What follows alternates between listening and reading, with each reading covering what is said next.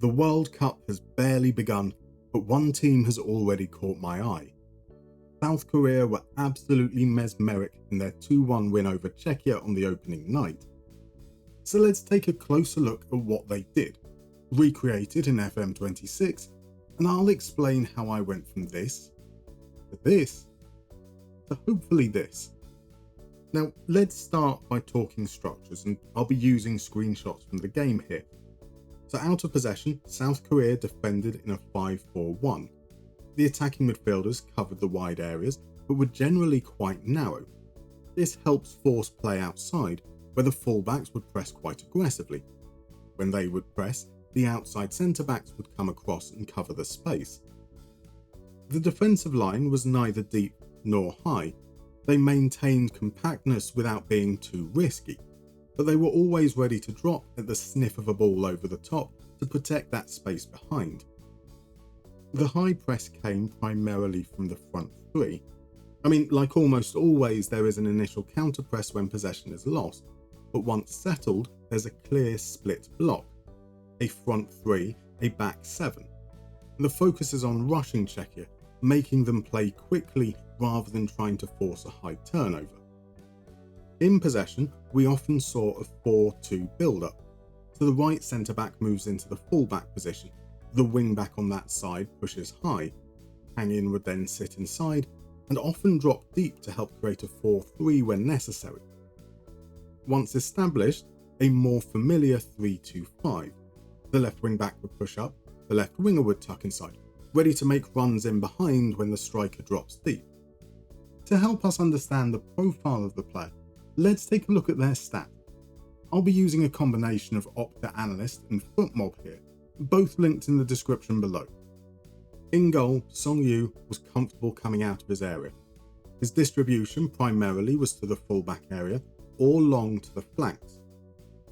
Han-Boom was the right centre-back, and he stayed very wide, but didn't venture far beyond the halfway line. When playing long balls, he aimed for the channels. On the left, Ji-hyuk, and it's kind of similar, although his passing isn't quite as expansive. Min-jae in the middle, and the word I want to use here is lateral. He shuttled from side to side, but not really going much beyond the width of the penalty box. His passing was very sideways. At right wing back, we've got Young Woo. He really hugged that touchline, but whilst he stayed wide, there weren't that many crosses or pass attempts into the box, just the 3. On the left, Tae-seok would also stay wide, but occasionally came in a little more narrow, and didn't quite get as far forwards. He did, however, attempt more crosses and passes into the box. In the pivot, Im-beom was absolutely everywhere, except the zone just outside the box. He was very involved deep in build-up, and he would get himself into the box to impact the final third. 1 pass attempt that led to the winning goal, 2 shots, one of which was the equaliser. His partner is Sung-ho, very similar output, just less of it, and he didn't really impact the final third. On the right wing, Kang-in. He was very active in the half space, but also quite active in his own half, and quite active on the flank. He created the joint most chances, but didn't get into the box much, and he was also the only player to attempt more than 2 dribbles. On the left, Jae-sung was very active on the flank in the middle third, and we can see him narrowing in the final third. He was much more of a goal threat with 5 touches in the opposition box. Then up front we have Yong-min. He dropped deep to link play, then got into the box, resulting in 6 shots and creating 1 XG. Sadly, no goals. There are some other key stats to look at too. Korea dominated possession. They also had a higher pass share than possession share, which indicates they played at a higher tempo than Czechia. They also won 63% of their aerial duels. This is a surprise given it's an area of strength for Czechia. However, few cross attempts or long balls to heads meant there were relatively few attacking aerial duels. So with that all in mind, this is what I'm going to start with. Out of possession, a narrow 3-4-3. The gap between the front 3 and back 7 helps create that split block and funnel play out wide. But I do have some questions about the flank defenders. Are they wing backs or full backs? Do I ask them to press more often or use stop crosses to get that aggressiveness in wide areas? Do I need wide centre-backs to cover the space when the full-backs press aggressively? We'll need to do some testing on that, and I'll get to that in a moment. In possession looks ridiculous. The 4-2 build-up shape should be self-explanatory. The inside full-back turns it into a back 3 when established. He's been asked, however, to stay wider and take more risks. The left centre-back also stays wider, but as his passing was less expansive, take more risks isn't necessary. The right centre-back is told to pass shorter. A box-to-box playmaker for Mboum because he was definitely the hub of the team, and the box-to-box role allows me to add make more runs, and then alongside him a slightly more vanilla role. Shorter passing because they kept possession, higher tempo because they played at a higher tempo, work ball into box and low crosses to reduce attacking aerial duels, and discourage dribbling because only Kang In really dribbled. Everything else is a question mark. Should the left back be a full back or a wing back? Does the right wing back need a higher in possession role? How can we get the right balance of width in the middle third and goal threat in the final third from the left winger? Is the striker a deep lying forward or false 9? And how on earth do we replicate Kang In's involvement deep, in the half space and out wide? It's time to test. Now what I'm about to say is daft, but I don't like to test with the team I will eventually be playing with. It feels like cheating to me. So instead, we're off to Sporting, who are well suited to a 3-4-3. So I'm going to replay the same friendly over and over again. Watch it on full match, 4 times speed, then make adjustments and watch again, and again, and again. Let's start with defence. I started with wingbacks, standard pressing, balanced cross engagement. They stepped up when needed, otherwise dropped into the back line. That bit is perfect. There were big gaps though when they stepped up, so I switched the outside centre-backs to wide centre-backs, and that kind of does the trick. And with that, out of possession is sorted. I'm happy. In possession, let's go with goalkeeper distribution first. I started with it set to flanks, hoping this would either distribute to fullbacks or look long to the wings. It did neither, a lot of long balls centrally. So I switched to distribute to fullbacks, and suddenly my right wing back was now staying deep and sitting on top of the inside fullback. So I switched the wing back to an advanced wing back, and now I'm happy. Well, kinda happy. The advanced wing back on the right and the fullback on the left were too involved. Too much play happened in wide areas, resulting in too many crosses.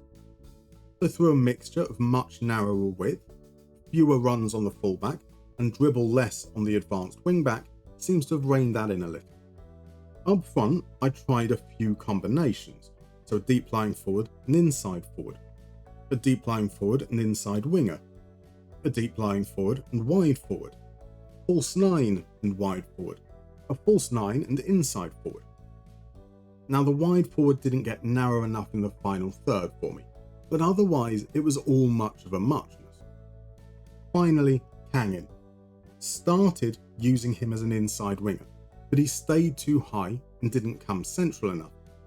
So I moved him inside as an advanced playmaker. He still stayed too high.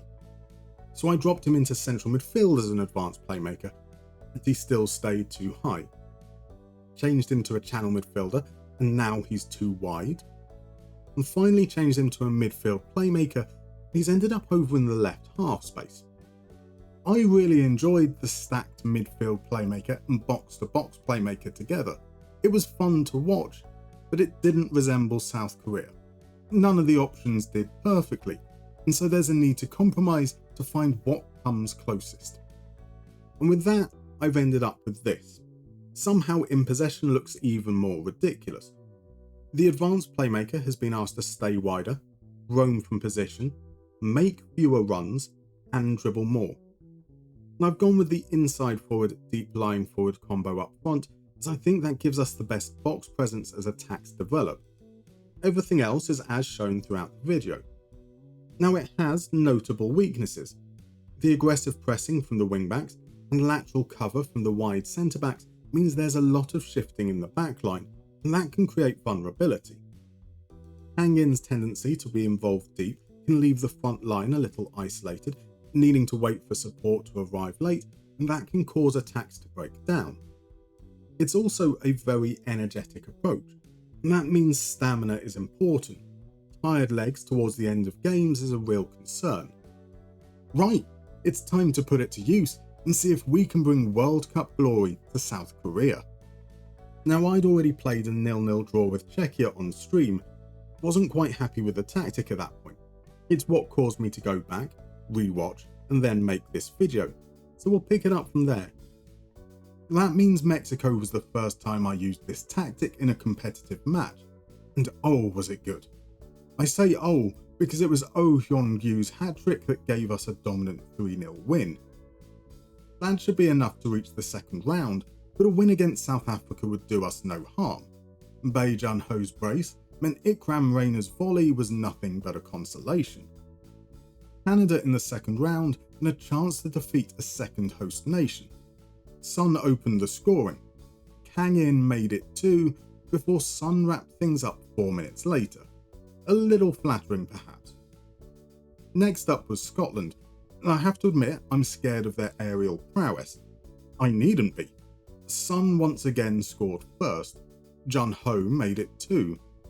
One player I wasn't scared of was Nathan Patterson, and how wrong was I? Still, we held on. Morocco in the quarterfinals, and what a year they've had.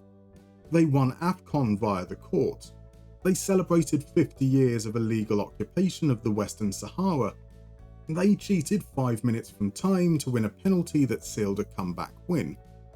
Our journey comes to an end. Overall, I think that's a fair reflection of what I expect from South Korea at this World Cup. They have the ability to do well, but I don't think they're in contention for winning the whole thing. But what do you think? How far do you think South Korea will go? Let me know in the comments, and see you next time. Thank you for watching. I hope you enjoyed this episode, and if you did, please consider leaving a like or maybe subscribing. Your support means the world. And if you want to join these wonderful folks currently adorning your screen, you can by becoming a member or Patreon. Links in the description below.